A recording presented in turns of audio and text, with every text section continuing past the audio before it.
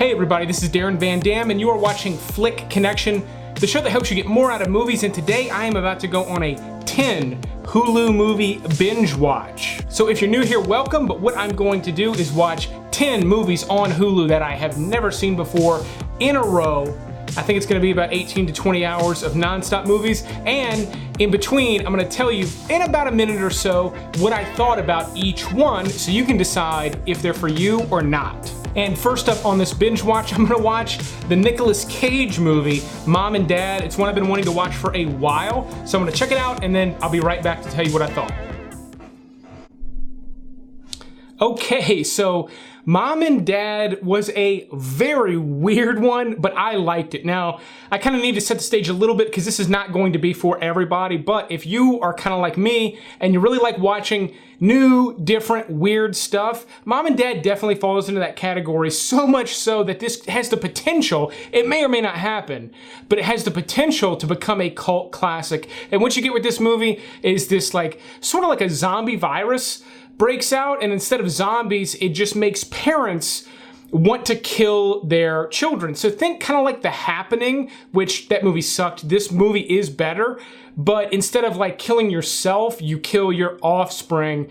It works. Now, it is weird. Nicolas Cage is way over the top, but that's really the only way to consume Nicolas Cage properly. There's a really weird soundtrack by Mr. Bill that works for this movie. There's so many weird elements, and the director, I thought, did a really great job of bringing it together into sort of this like midnight movie is basically what this is. So kicked off this binge watch with a bang. I've been wanting to watch this one for a while. I've been sleeping on it, so I'm glad I started with Mom and Dad.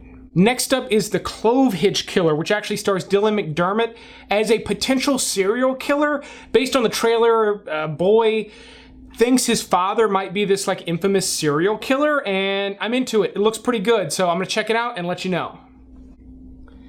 So I liked this one as well, but it's a very different movie tonally. It's fairly serious, and I say fairly serious because there's some odd elements to this one, but again, it worked for me. Dylan McDermott has never really been like an actor I've had my eye on. He's been famous for a long time, but I never really watched any of the shows that he's famous for. Had I done that, this would have been a completely different experience to see him in this role, and this role is a really dorky dad for most of the movie. Awkward talk with Dad. Over. Then you sort of get this other side of him that comes out, so much so, I have new respect for the guy. There's a scene at the dinner table where he's in his dorky dad mode, and then he's given a little piece of information, and his demeanor changes, and it's a split second, and it was chilling to see. It was really, really cool stuff. This one's got like a mystery vibe to it that worked for me. If you like serial killer and I want to say true crime stuff, I think you'll really like this one. Even though this is a fictional story, it plays out very much like a true crime movie. All right, next up is Cruise, which takes place in the 80s. It stars Emily Ratajkowski. I'm not quite sure how to say her name, but it's got a cool vibe to it. And this movie has a special connection with Flick Connection, which I'll explain after watching it.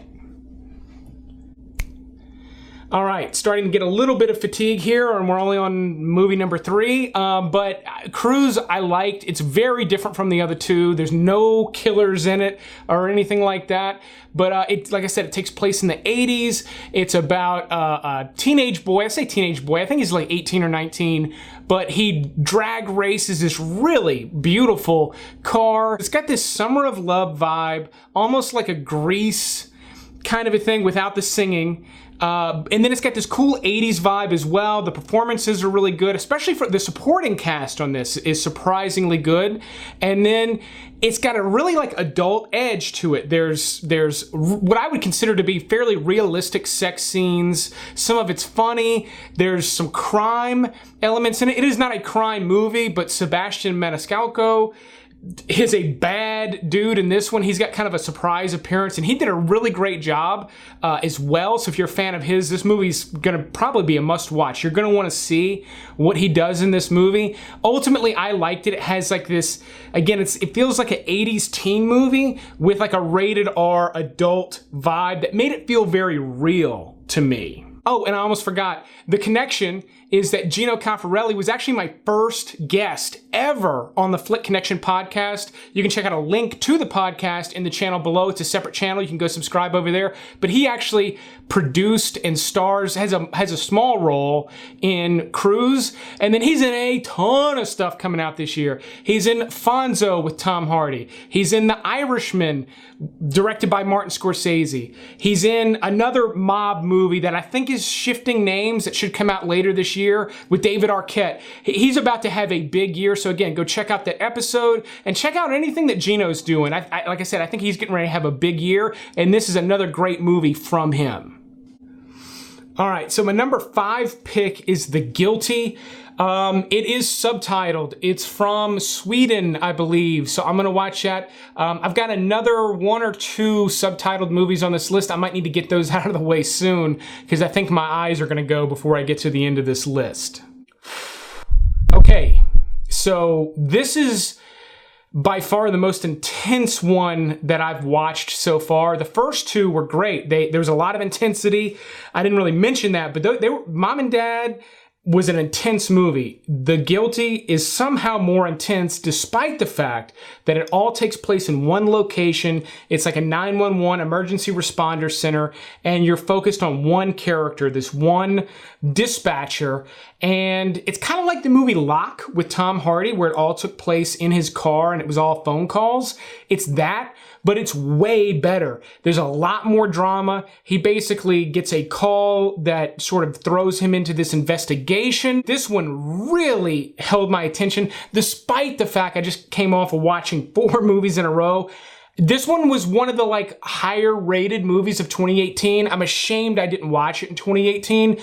Really, really great pick. So good, in fact, I recommend anybody watching this video to watch it. This one's almost for everybody, except for the fact that it can be a little bit traumatizing. If you're sensitive to anything happening to children, this is going to be a hard watch. That's all I'll say. If you can't handle that, probably don't watch this one. Other than that, definitely check this one out. It's going to be hard for me to top this one with the remaining movies I have left, I think. My next pick is Kidnap, which stars Halle Berry. Another connection to Flick Connection in this one. I'll be sure to let you know what that is. But I wasn't really excited about this one when it came out. It just didn't look like something I wanted to see. However, with it being on Hulu, I want to give it a shot. Okay, so normally this is not the type of movie I would like. A child is kidnapped in the beginning of this movie. You get that from the trailer. And the reason I don't like that is because I don't like that situation sort of being a form of entertainment. It's way too heavy for me to be entertained by it. However, I did think Kidnap ultimately worked. Now, half of this movie is a car chase in a minivan with Halle Berry. It sounds lame. It works. There's major, major plot holes throughout. The movie was so entertaining that I was able to overlook them, and I think you're going to have to do the same thing. You're going to be wondering, why doesn't she just cause an accident and have the police respond? Why doesn't she do this? Why doesn't, you're going to be thinking, why doesn't she? Why doesn't she? Just accept the fact that she's in panic mode and she can't think everything out the way you can watching the movie, and ignore those plot holes, and you'll have a much better time with this movie. But I was surprised at the direction. It didn't really follow a formula. And it totally seems like a formula movie, let's put Halle Berry in it, let's do this, let's do that. And it kept doing things that I was surprised by. Now, it's your basic little rental kind of a movie, but with it being available on Hulu, I recommend it. And its connection to Flick Connection is Lou Temple. Little bit of a spoiler. Lou Temple plays a bad guy in it, and I love Lou Temple. He's one of the...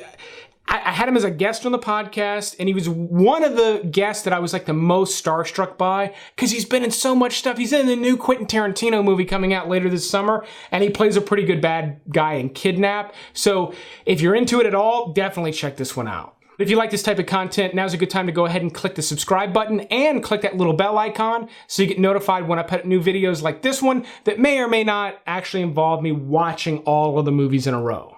Now, my next pick is Vox Lux, which stars Natalie Portman, Jude Law, and is directed by a fairly young actor. I think he's in his 20s. I've seen him in a few things, and he wrote and directed this movie about a pop star, like a Lady Gaga kind of pop star, and it looks like it's got a weird element to it. I can't figure out what that weird element is from the trailer, but I'm very intrigued by this one, so I'm looking forward to it. I'm going to have to get some coffee, though. All right, so Vox Lux, again, stars Natalie Portman as this pop star, and this was a weird one, possibly the weirdest one I've watched yet. She is involved in a school shooting as a young girl in the beginning, and that is sort of how she launches this, like, super pop star career. She's always wearing a scarf because she was shot in the neck. And this one really plays out like a play. Like, it feels very theatrical. Aside from the, like, I guess the prologue, where the school shooting and stuff takes place, it all takes place in one day. And again, she's very Gaga-esque. And the movie basically involves a bunch of conversations, and it's high drama, yet nothing really happens. Yet, I don't really know what to say about it. It is weird. Willem Dafoe narrates a couple of times. The performances are great. So if you just want to watch performances, you're a fan of Natalie Portman, definitely watch this movie. But if you're just curious, this one's not going to bore you. But if you're not the least bit interested in it, I'm not sure that I could, like, convince you, or that I would even try to convince you to watch Vox Lux. But hopefully some of you do. If you have seen it, let me know what your thoughts were on this one, because I don't know that I'm confused. I'm just not sure what to think about it. All right, we're going to mix things up a little bit. We're going to crank things up a little bit with a movie called Action Point, which stars Johnny Knoxville. I've heard of this, and I was not interested till I watched the trailer. Apparently, all the stunts they do in this movie are real, basically like Jackass, and some of them are pretty wild. So I'm very interested to check this one out. At the very least, it'll help mix things up. Unfortunately, for Action Point, the trailer is just as good as the movie, except it's shorter, which therefore makes it better. You get to see all of the stunts in the trailer. You can watch the trailer a couple of times, and that'll about do it. It's about a guy that owns a theme park, and I want to say like the late 70s, early 80s, and in order to compete with the big theme parks, because this one's a total shit show, they basically just like take the brakes off of the theme park, and it's super dangerous, and people have more fun as a result.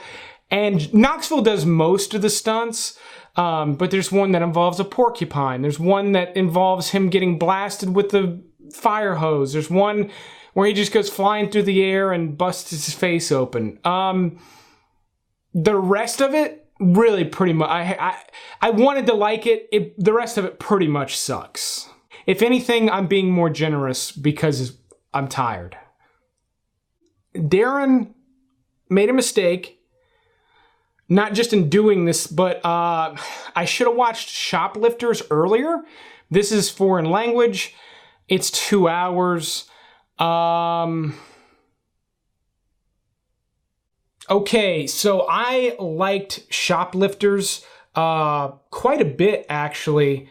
I think I would have liked it more had I watched it fresh, but it's about a family outside Tokyo. I believe they're on the outskirts of Tokyo, and as the title would suggest, they do a lot of shoplifting. So they're kind of shitty people. The interesting thing about this movie is that at the beginning, they take in a little girl who is mistreated by her parents, or basically not wanted by her parents. So you kind of get this like polarization with these shitty people that just take and just steal and just sort of live off the grid. Yet they're like super kind and warm, and you get this interesting thing. Now, there's nothing supernatural, there's no crime, there's petty crime, but there's no murder or anything in this one. Yet it's this really sort of beautiful portrait of this family. The thing I like about movies like this is I've never been to Tokyo, and not that this movie is a good representation of Japan, but it's at least like a a cross section. It's like a little window into a world that I don't know. And obviously there are tons of movies like that. Yet this one interested me more than I thought it would. There's a lot of talking. It's fast paced. So you kind of need to be prepared to keep up with this one. And I was not, for obvious reasons. All right, next up is Assassination Nation. Been wanting to watch this one for a while too. This one got a wide theater release. They kind of sold it as like a Purge kind of thing, and I could kind of tell that it was not gonna be that. Let's see. All right, so I was correct. This movie's nothing like The Purge. I think that was just a marketing ploy to get people to see it. This is an art film. It's about some kids in high school for the most part, but it's about a town. Supposedly it's based on a true story. There's some wild stuff in this movie that I do not think really happened. However, it's about like what would happen if all of a sudden everything you ever did on your phone just became public knowledge. It's an interesting concept in the way it's shot, kind of in this art filmy kind of way. It's sort of like holding up a mirror to the current state of our society. That part was interesting to me. If that does not interest you, this movie's going to be a bit of a stretch. I don't think it's just because I'm exhausted. I honestly think this movie's a little bit exhausting, and it kind of hammers some of the themes. I'm glad I watched it. I think it fits into this experience well, but I'm not going to give it a strong recommendation. I think you need to be at least interested in the concept and some of the footage that I showed in order to want to watch this one. If neither of those grabbed you, this is not a strong recommendation from me. My last pick is Border, which I heard was really good from last year, and it looks cool. I wish I had seen it sooner, but I'm kind of glad I got to save it for this Hulu binge. So luckily this one's not too long. So I said I thought The Guilty was the best one on the list. This is another one from Sweden, and it's possibly, I think it's better. It's better. I don't know that I recommend it as strongly, so I don't want to say too much about this one other than the fact that it's about a troll. An actual troll. She's a customs agent and can smell crimes, which sounds really dumb. I can't believe that just came out of my mouth. It sounds like something I just dreamt, but it's played like very serious, very real, almost as if she's just like this ugly human being. Like no one knows that she's a troll, and it turns into this love story, and then it turns into this crime thing that I did not see coming. If you like the movie Let the Right One In, which was originally from Sweden, you will like this one as well. It's the same writer. It's imperative, since I'm recommending this one fairly strongly, it's imperative that I warn you that this movie not only includes a sex scene between two trolls, that it is graphic, and there is some really weird stuff with genitalia. I mean, like some of the weirdest things I've seen with genitalia ever. I mean, unforgettable things. However, it also didn't feel forced, and ultimately when the crime element rears its head, it makes sense. It just like, this one surprised me. Especially, I don't want to say that I necessarily loved the ending or didn't, but when the credits rolled, I was sort of like, you know, not blown away, but it really sort of, my mind was just like a hamster in a wheel, just going. So it was a good experience. If you're interested in that, watch it. If you absolutely do not want to see weird genital stuff with, I don't know what I'm doing, with some pretty hideous trolls, don't watch this one. That's it. That's the end of the 10 movies. I enjoyed almost all of them. And if you can't tell, some a lot more than others, just some really good picks. Let me know in the comments below what movie from this experience you plan on watching. But I will keep making videos like this without, maybe I'll watch them in different days. But I'll keep making them as long as you keep watching them. Thanks for checking this one out, and you will see me on the next one. If you want to support the channel, there are a couple of ways. One is to become a Patreon supporter, like one of these fine people. It's a really great way to support the show. YouTube's doing some weird stuff as far as demonetizing things and dropping ads, and it's harder and harder to actually make any money off of content like this. So the Patreon helps make it a little more secure so that I can continue pumping stuff out like this. Definitely thank the Patreon supporters in the comments below. Look for links to other stuff. Whatever you want to do, but likes, comments, shares always help as well. If you want me to do another binge watch, let me know that in the comments too, but I'm gonna go get some sleep.